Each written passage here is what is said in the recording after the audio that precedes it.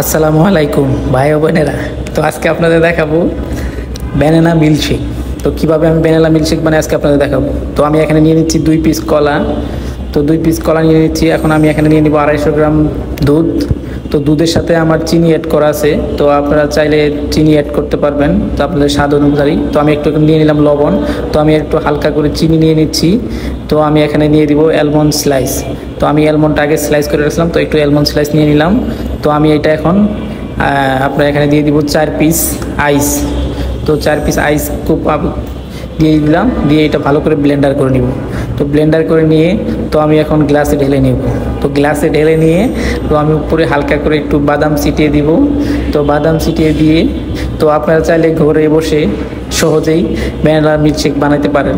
তো আমি এখন একটু ডিজাইন দিয়ে একটা স্টোর দিয়ে আমার বড় ভাই শেফ রাজ্জাক শেফকে এটা টেস্ট করতে দিব, দেখি উনি রিভিউ কী দেয়। তো এখন আমার উপরে বাদাম দেওয়া শেষ, আমি এখন এখানে একটা স্ট্রো দিয়ে দিব। তো স্ট্রো দিয়ে তো আমার বড় ভাইকে দিচ্ছি। তো আমার বড় ভাই রাজ্জাক শেফ, তো উনি খেয়ে দিয়ে রিভিউ দিবে। তো দেখা যাক উনি কী রিভিউ দেয় খেয়ে দিয়ে।